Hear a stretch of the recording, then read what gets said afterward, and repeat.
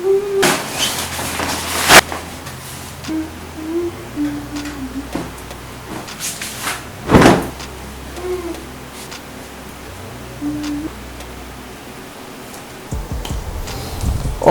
welcome back to my channel ya. Di kali ini aku akan sharing untuk bagian kalian yang cowok-cowok, apakah penting menjadi seorang alpha male gitu. Dan bagi kalian yang belum mengerti alpha male itu apa, oke, tonton terus ya. Sekian, langsung aja kita bumper dulu ya. Sebelumnya, aku adalah Vero Ersincerus. Di channel Vero Message ini aku akan sharing seputar fashion pria, pengembangan diri, dan bantu dukung channel ini dengan mengklik like, subscribe, dan komen di bawah ya, untuk meningkatkan engagement YouTube ini agar bisa lebih meningkatkan logaritma YouTube dan membantu orang-orang di luar sana bisa menonton video ini lebih banyak lagi. Oke, aku awali dengan sebuah pertanyaan. Menurut kalian, apakah menjadi seorang alpha male itu penting? Well, kalau aku sendiri ya penting nggak penting sih, itu tergantung kalian gitu. Tapi mungkin bagi kalian yang mengerti apa sih alpha male itu. Oke, singkatnya alpha male adalah seorang pria, laki-laki atau cowok, atau yang dimana dia tuh dilahirkan mempunyai karismatik dan jiwa kepemimpinan dan dominasi yang begitu tinggi gitu di antara pria-pria lainnya, seperti beta male, delta male, dan apalah itu saya kurang tahu lah ya. Pokoknya kurang lebih seperti itu gitu. Oke, kalau kita tekankan kalau alpha male adalah orang yang memiliki jiwa leadership dan dominasi yang tinggi, well, sebenarnya istilah alpha male itu sendiri diambil dari studi tentang hewan primata. Hewan primata ya seperti monyet, singa, atau apalah itu. Sebenarnya ya alpha male itu berasal dari studi seputar itu gitu. Dimana di antara hewan-hewan atau primata ini tuh terdapat satu pejantan lah yang memiliki dominasi yang tinggi di antara jantan-jantan lainnya gitu, dan mereka disebut alpha gitu. Dari situlah istilah alpha muncul gitu, dan mulai digunakan dalam artikel-artikel pengembangan diri seputar pria gitu, dan jadilah istilah alpha male gitu, pria yang memiliki dominasi yang tinggi di antara pria-pria lainnya gitu. But untuk aku sendiri sebenarnya nggak sebegitu tertarik dengan istilah alpha male. Why? Karena istilah alpha male sendiri itu kurang lebih sama seperti istilah-istilah kepribadian dalam MBTI dan kepribadian kalau kalian pernah dengar tuh ada istilah sanguinis, melankolis, dan apalah itu, yang dimana mereka itu bersifat fix atau istilahnya udah dari sononya gitu, dan tidak bisa diperbaiki. Seakan-akan alpha male itu adalah suatu bawaan dari lahir gitu, dimana ya nggak semua orang dari lahir itu punya dominasi dan leadership yang tinggi gitu, dan juga ya karena sifatnya yang agak fix gitu ya, fix dan lebih cenderung tidak bisa dirubah, ya itu agak gimana ya, agak kurang sesuai dengan sifat manusia itu sendiri yang sebenarnya itu cenderung terus bisa berubah dan bertumbuh gitu.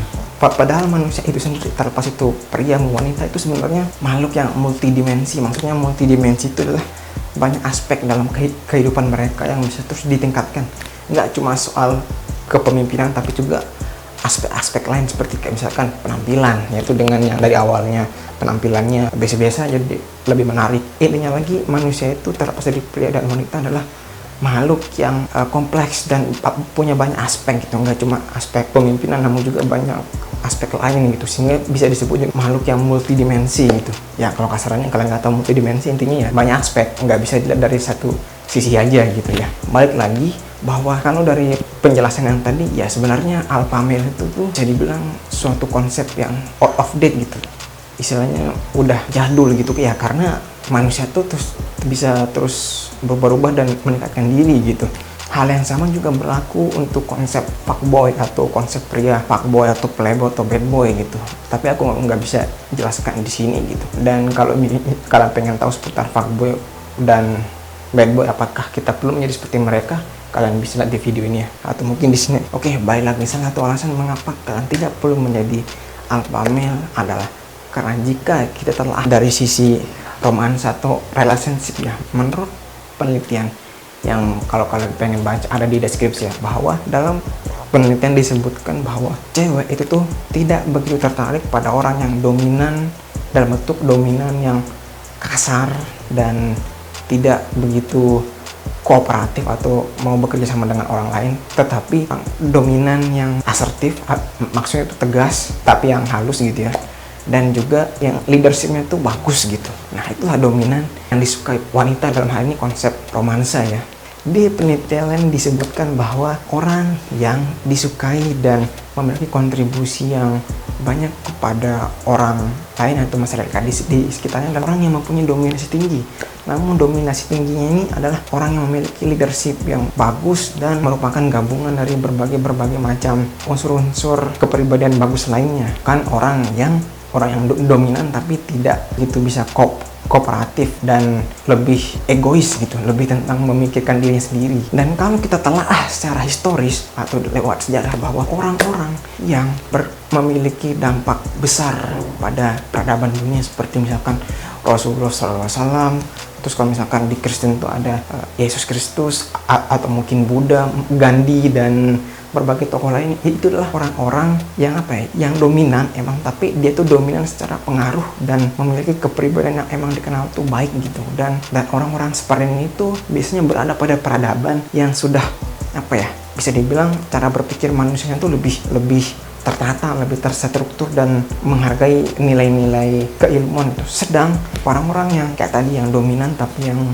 yang lebih kasar, yang lebih egosentris itu biasanya berada di peradaban yang barbar. Kalau misalkan kalian pernah dengar Genghis Khan ya, dari Mongolia, dia itu adalah pemimpin yang begitu yang begitu dominan tapi kayak kasar dan juga begitu ambisius akan egonya gitu untuk menaklukkan dunia ya, karena dia berasal dari peradaban yang begitu maju keilmuan dan sistemnya, sehingga orang-orang itu tuh sebenarnya berada di bawah dia tuh karena orang-orang itu tergantung sumber daya kehidupan, salah satu tentang keamanan, kenyamanan dan makan itu dari dia, sehingga dia menurut, bukan karena dia kagum atau dia inspirasi oleh dirinya itu. Berbeda dengan orang-orang seperti Rasulullah atau mungkin Yesus Kristus dan orang-orang lainnya gitu. Nah, jadi dari situ bisa kalian lihat bahwa pria yang kayak tadi yang bagus itu, yang keren, memiliki pengaruh banyak tadi, itulah orang-orang yang memiliki gabungan dari berbagai macam konsep atau nilai-nilai kepribadian baik lainnya, seperti misalkan leadership, terus mungkin sopan, terus spiritual tinggi, punya tujuan hidup, terus mulai dari punya pengalaman yang banyak dan macam-macam unsur lainnya gitu, yang dimana semuanya itu tuh ditempa bertahun-tahun, nggak dalam waktu yang instan gitu. Dan aku di sini sih lebih menekankan aspek self knowledge-nya gitu, atau mungkin kalian belum tahu self knowledge kasarannya apa, kayak tujuan hidup dan apa yang kalian anggap penting dalam hidup. Nah, kalian bisa mulai dari situ dulu gitu, karena kalau kalian punya tujuan hidup atau kalian telah mengetahui apa yang kalian anggap penting dalam hidup, itu kalian akan mempunyai kehidupan yang jelas gitu, sehingga kalian tahu apa yang kalian kejar. Nggak cuman pengen jadi cowok yang dominan aja seperti konsep alpha male. Dan aku nggak bisa jelaskan panjang lebar di sini, dan bisa kalian selengkapnya di video ini ya. Namun salah satu penyusunnya juga nggak cuman selain self knowledge, tapi salah satu aspek penampilan. Yes, seperti aku sebut tadi, manusia itu adalah makhluk yang multidimensi, nggak cuma satu aspek aja, yaitu aspek dominan seperti konsep alpha male. Nah, kalian juga bisa mulai dari aspek penampilan juga gitu ya, karena ya penampilan adalah salah satu aspek yang bisa kalian mulai juga tingkatkan mulai dari sekarang gitu, dengan sesederhana belajar konsep fashion dan juga mulai beli skincare yang murah-murah aja gitu, sama beli 1-2 fashion untuk memperbaiki fashion kalian yang sebelumnya jelek menjadi lebih bagus gitu. Terakhir, kalau kalian punya pendapat lain seputar alpha male, kalian bisa drop komen di bawah ya. Jangan lupa, kalau kalian suka konten-konten seputar fashion pria, pengembangan diri umum, kalian bisa subscribe channel ini, karena aku akan berusaha upload setiap minggunya ya. Oke, itu aja dari aku Vero Ersin Serus. Adios. Ada. Pantai anjing, panasnya.